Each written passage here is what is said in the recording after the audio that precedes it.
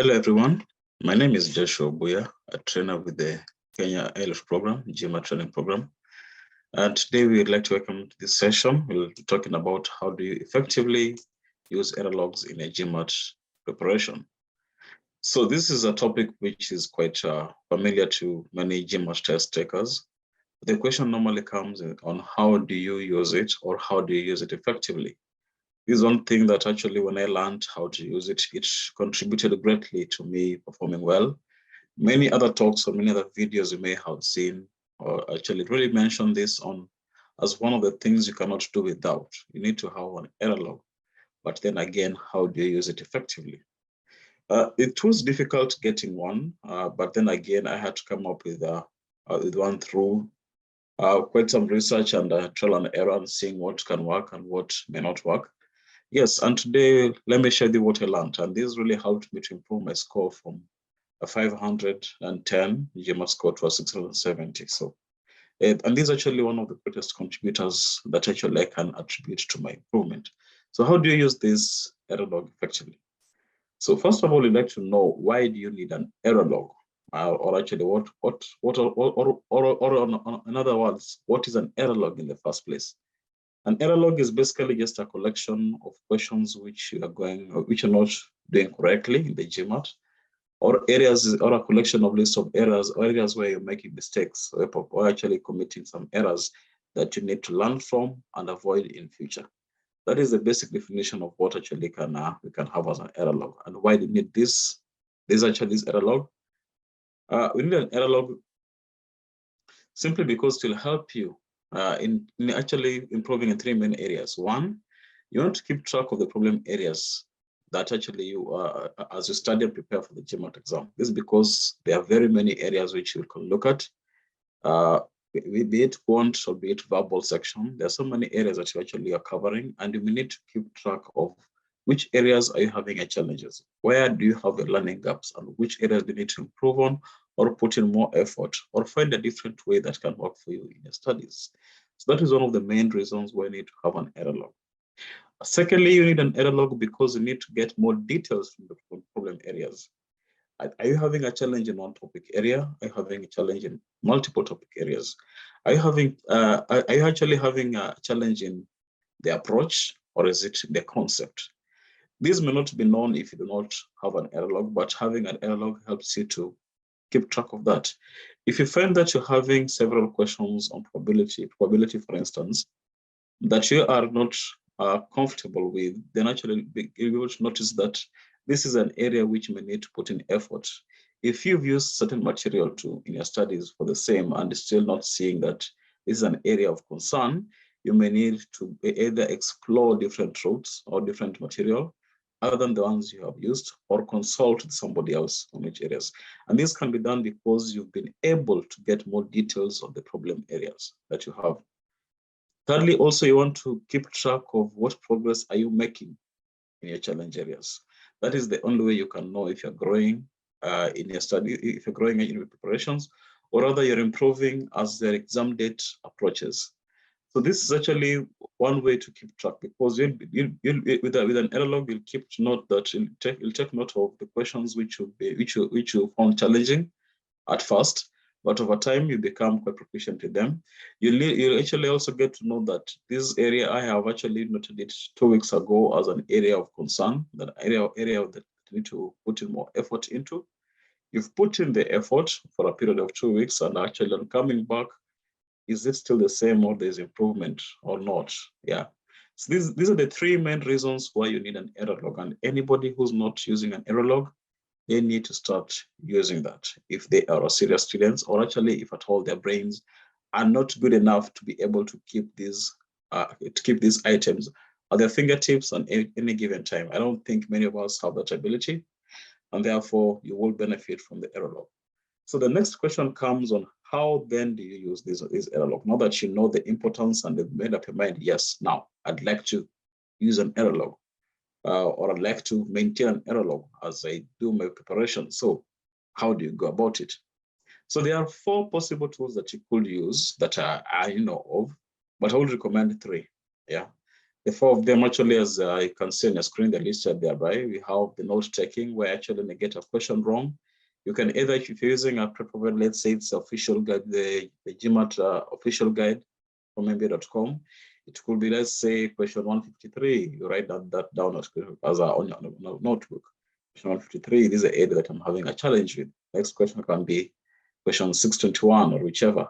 Note them down. That is one. Or alternatively, you could go ahead and type and write down the whole question on a book, and actually also the approach to it.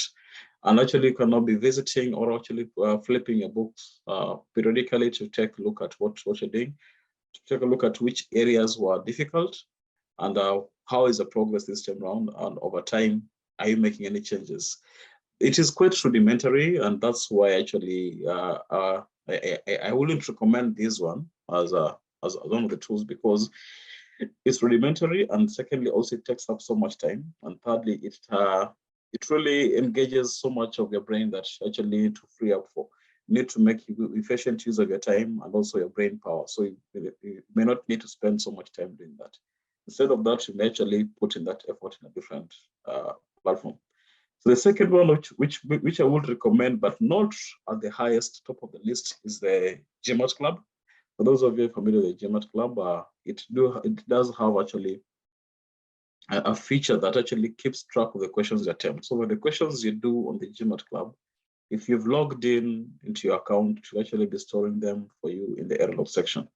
So you can be visiting that from time to time and also attempting them, and also trying to see how it to track how your improvement is. So just a moment, we will take a look at. Let's switch to that and see actually how actually can proceed, how you can use the GMAT Club for the same. So let's just move. Yes, this is the GMAT Club into my account. If you log into GMAT Club, this should be a familiar scene. So this is my account, and as you can see, if you just click on your profile, there's so many options you can see. There is a email and password, update settings, bookmarks. At the bottom right of this pop-up, you're seeing my error log. So when you click on your error log, you can actually see the questions that I have attempted, all of them actually. So you can easily filter and find out which questions I got wrong or I did not get wrong. You can also export them to Excel if you need to. Let's try filtering them. So let's see.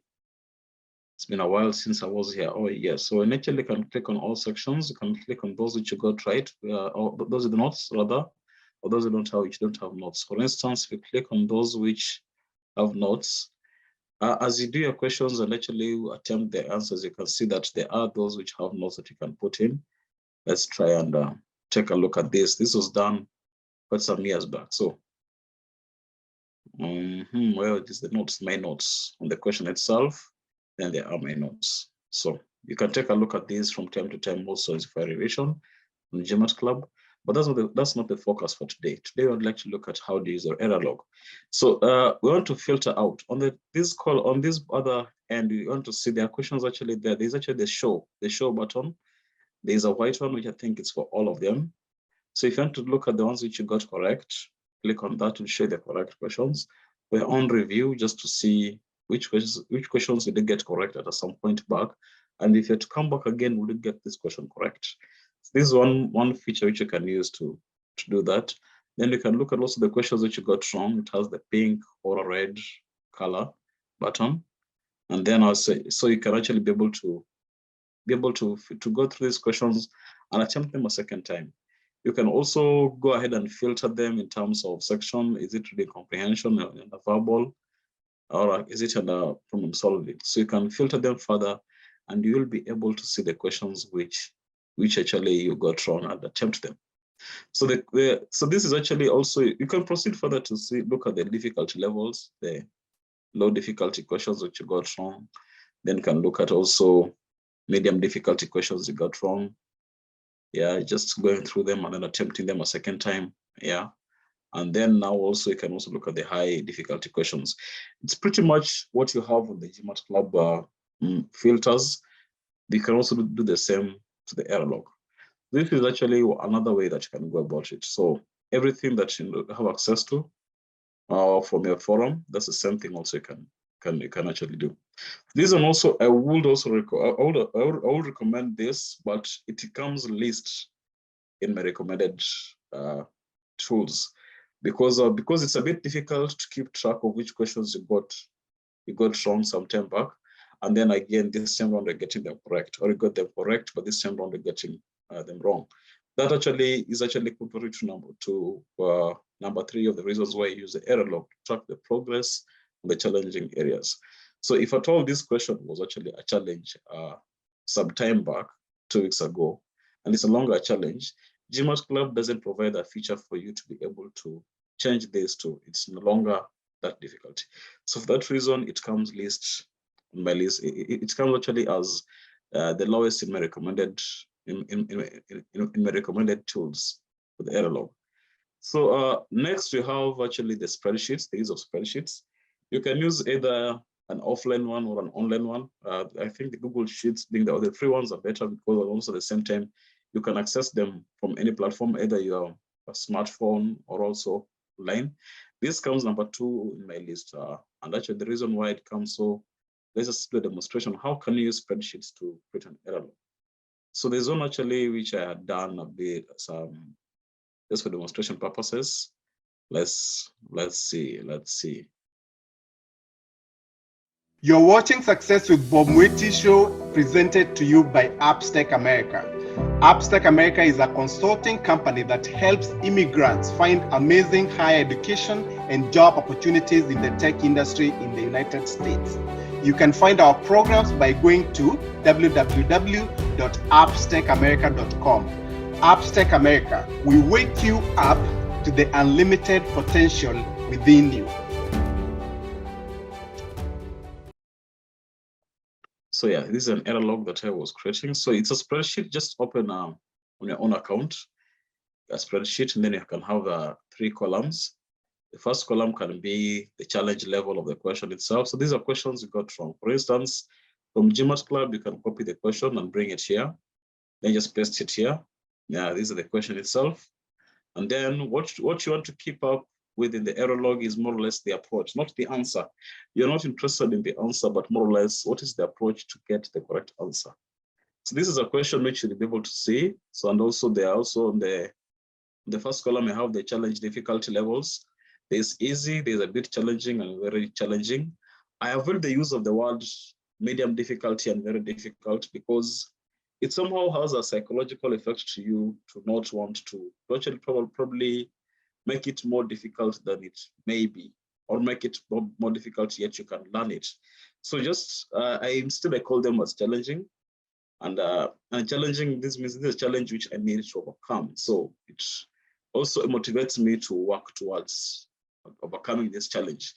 So you can call these ones easy or not challenging at all.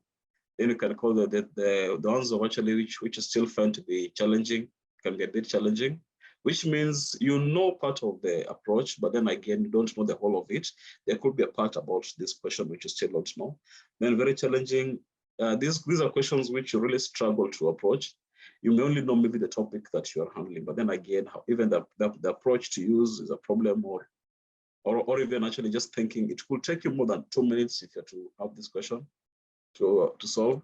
Or actually, and if it takes you more than 2 minutes, most likely you won't solve it. So it's very challenging. So that is one.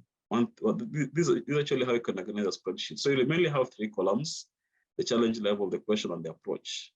So for the approach, this is where things get a bit interesting because if you look at this screen, you won't be able to see what is in the approach section. Reason being is that it has content, but it's not visible. If I move the cursor from actually to this cell, or if you look at the cell option up here, you'll see actually it has some content in it, but it's not visible because you see how many multiples. The question reads, how many multiples of 11 are there between 55 and 144 exclusive? Yeah. And what is the approach? The approach is actually, it's a formula which you just need to put in 1 plus the last multiple minus the first multiple divided by the number of, or actually divided by n in itself, which n in this case is 11. So just put in the formula here, and as you can see now, it's 1 plus last multiple minus first multiple divided by n. So these actually can easily look at a question and also be able to find the approach. So by just moving the cursor across the spreadsheet, you can see the approach. So of course it's in white. Let's look at the text color. If you actually change the text color to black, you'll see what the content of this column are. But then again, because you're studying and you don't test yourself, you make them white. When you make them white, you won't be able to see them. Something else you can also add onto this is actually for the easy, a bit challenging, very challenging, just to spot them easily, you can fill in these cells with color. So let's fill them with, let's say, for those which are easy, we can fill them with green.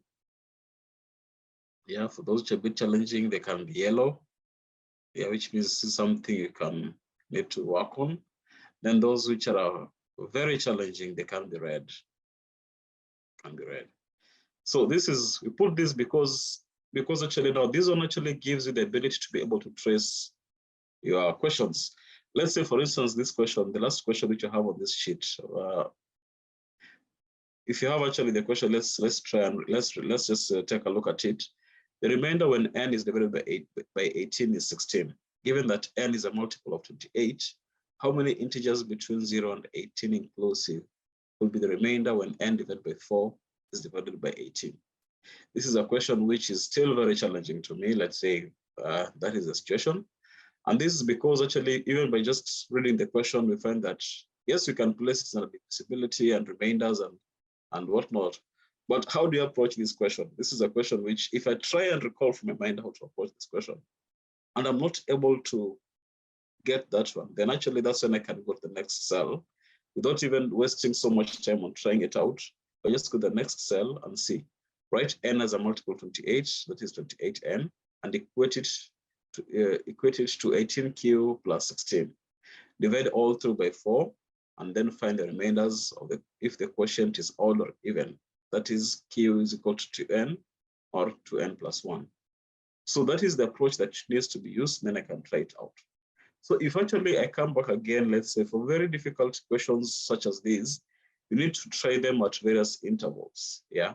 So if actually find questions which are very challenging, you need to try them after every 24 hours, let me say so. That means you don't try them as close as possible. You can even try it today in the morning, then again in the evening, you try again the same question and try and see if you can recall what the approach was. So this is how it is. Then if actually can try it within 24 hours, because there's need for the spaced periods to help your brain to be able to absorb and to try and see if you can recall. If at all it's very challenging, for me to categorize it as very challenging is that I have come back after 24, after let's say 48 hours, about 2 days, and I still can't remember this question, which means I did the question today, I wait for about 2 days, not looking at the question, come back again 2 days later, look at it, I still can't recall how to approach it.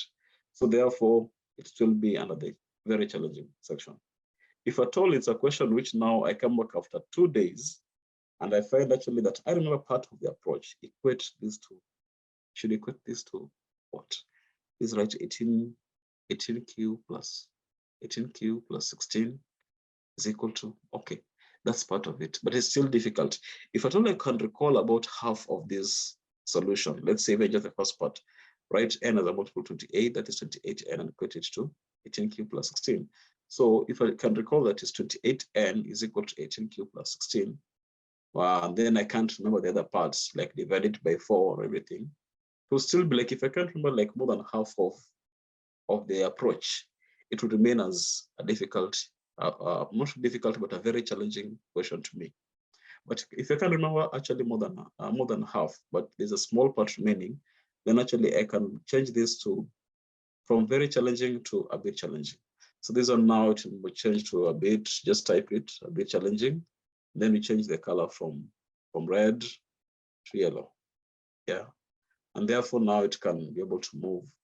If there's a question now for which question will I categorize as easy, these are questions which, even if I come back after 4 or even 7 days, I can still remember how to approach this question. Like let's say I come back, if for questions which you know how to approach them, just put them aside and you'll come back to them after about 4 to 7 days, yeah, with just that set of questions. So for instance, if 73 factorial has 16 zeros at the end, how many zeros will 80 factorial have at the end? Without even thinking much, these are questions about trailing zeros. So therefore, to get the approach to this is actually find how many zeros does 80 factorial has, which is all about the formula for trailing zeros, which is, of course, it's n factorial divided by, is it 5 factorial? Is it 2 factorial? No, I can't remember the formula right now, but that's what we're looking at. A factorial, actually, that is 8, and you can recall the formula from this question after about 4 to 7 days. Then this question is in the easy category. So you actually can highlight it as green. So the goal is to have a question move from the red through yellow to green. The moment you have any questions that are in the green section, these are questions which you should mark them and be coming back to review them after every 4 to 7 days. That is how you need to be reviewing them. So of course, your collection of questions will be big. It will have all the topics you cover in the GMAT that you've been practicing with. And this is what you'll be using to build your error log effectively. And as the day of exams approaches, you'll find that most of the questions which were in the red zone have now moved to the green zone. So the goal is to have as few questions as possible in the red zone and as many questions as possible in the green zone. That's when you've known that you've made progress. So that's basically it when it comes to using spreadsheets. So you can do this for quant, you can do this for verbal, and you can actually do this and you can use it for any number of questions you feel like. So something else also with the spreadsheets, you can normally easily sort these out because you just go to the data tool, then create a filter. Once you have a filter, you can actually filter sort by color. Yeah, fill color yellow, green, or red. So you can actually just have them as the yellow ones, because today, let's say today I'm only tackling questions which are a bit challenging, because that's what I'm doing. So you actually have them as yellow. So you can filter them as that. And we just focus on those questions without having to go through down. And this becomes a very effective tool to use. So this is also one tool that you can use also for spreadsheets. Spreadsheets actually pretty much easy to use. And I would recommend this as the highest one, but not really there. It doesn't come top to my list because there is actually other tools that can, one more category of tools that I would recommend most. But this comes as second to top, actually very closely. I wouldn't say there's a huge difference per se in terms of how important they are, because it serves the purpose. It serves the purpose. That's what you need.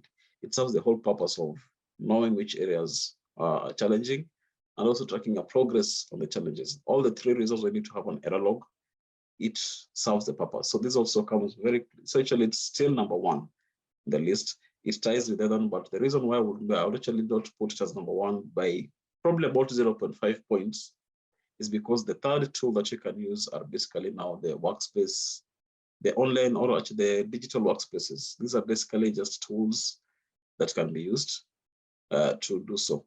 One that I used that I would recommend is the use of actually a tool called Notion.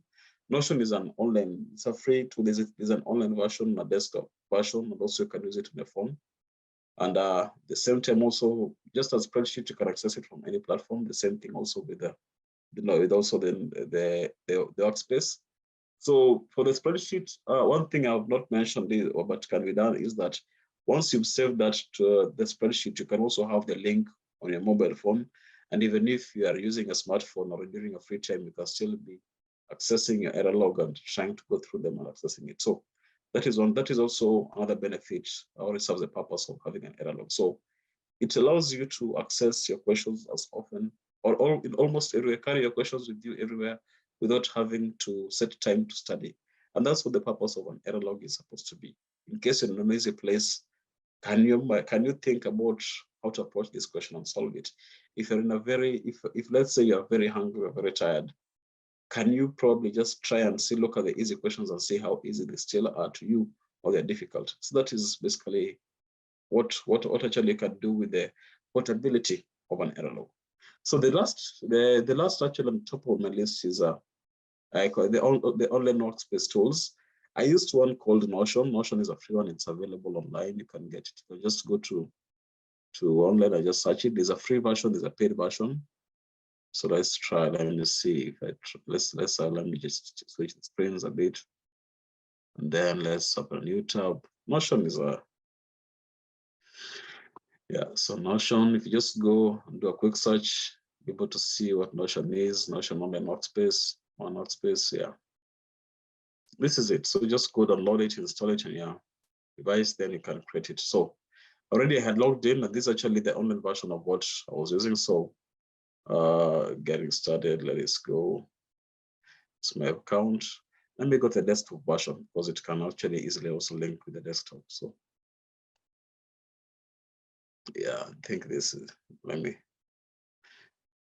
yeah. So for the desktop version, you can easily go, let's just go to the workspace. I'm trying to go back. Okay, for let's say for Notion, there's actually a menu on the right, which comes with the various workspace that you can create. These are just those that come default by default with this application, but this is not what I created. So from what I created, it could actually, I call it GMAT. I had GMAT quant and GMAT verbal. If we dive into GMAT quant, it gives you the ability to also split it further into, to break it down to the PS problem solving approaches and DS data sufficiency approaches. So if you go to problem solving approaches, you can see that there are questions which you do have. Let's say that the reason why I recommend this one is because you can minimize them as much as possible and maximize them and also see. So this actually, initially by default, the questions are here, they're just in black, but I could edit it and also make them either green, yellow, and red. Yeah, it's yellow, orange, red, or pink, whichever color that, depending on what your eye sees now, that will be the definition. But you can see the shades. I think you get the shade of what I'm talking about.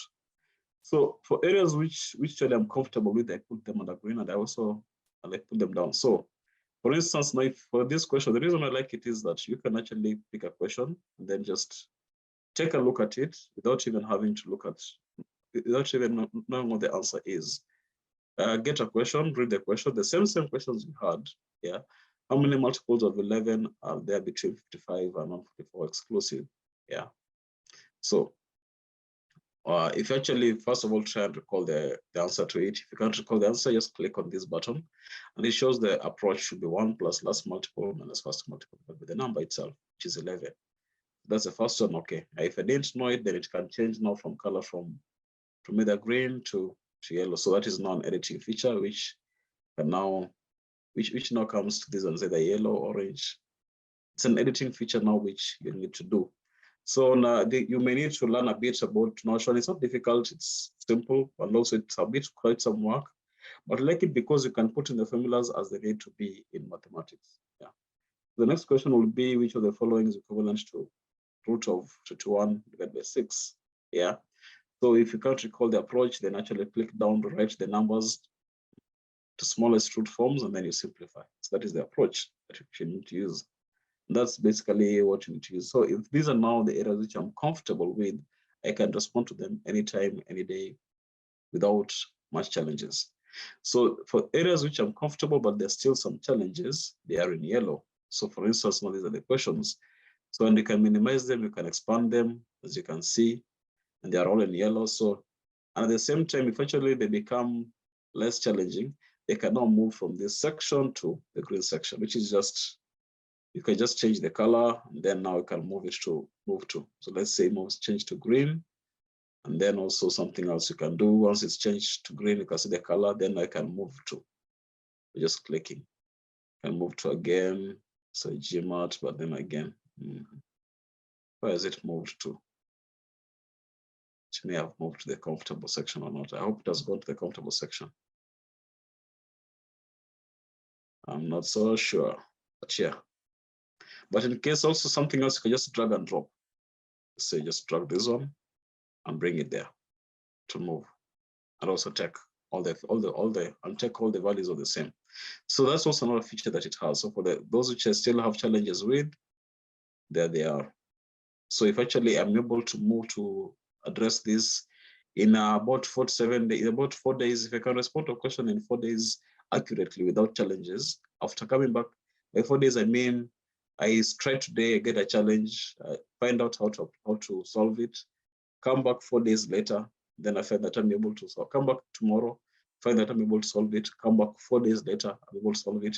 It can now move the next section. So if you drag and drop, it will just move to actually just like that.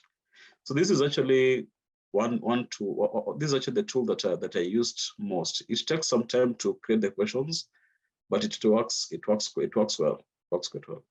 Data sufficiency, the same thing also. This is still areas which I'm comfortable, still a challenge and the likes. I had not put questions. Okay. How about the ones which are, yeah.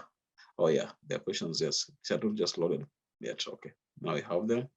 Then there are questions which are now a bit of a challenge still. Once actually they can move from one section to the next. So there's also an Android or a mobile app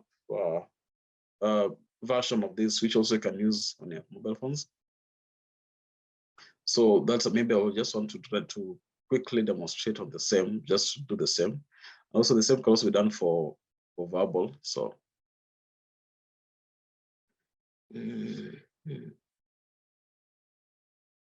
so on my smartphone, there's the app Notion.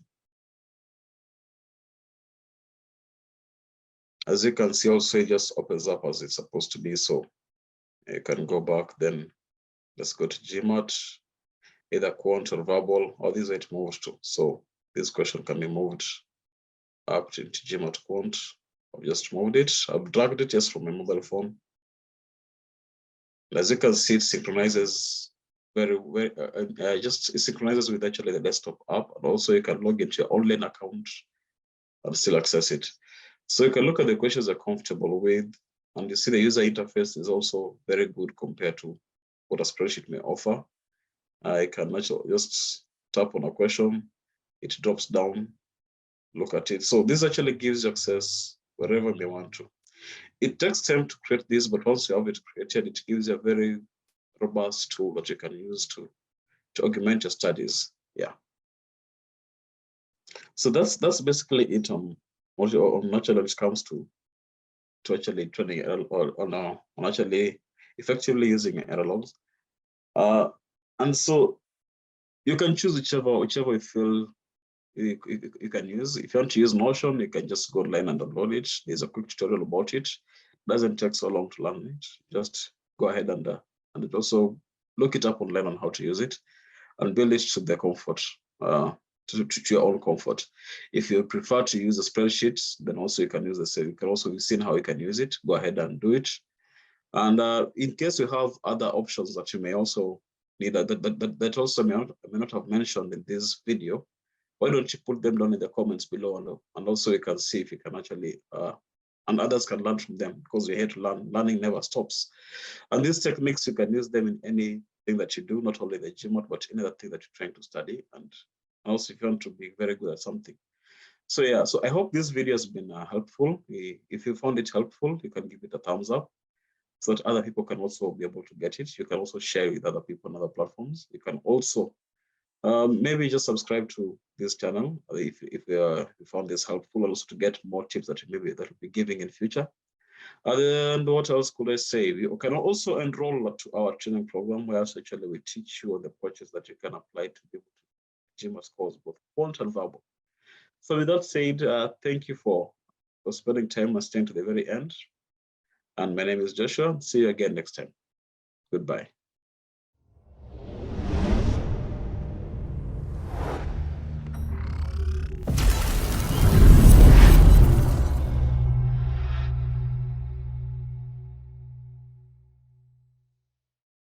You've been watching Success with Bob Mwiti Show, brought to you by Upstack America. Come back next time to hear more steps and missteps that I took on the path to becoming a successful immigrant in USA. Be sure to subscribe to my YouTube channel and also follow me on Facebook, Instagram, Twitter, and LinkedIn.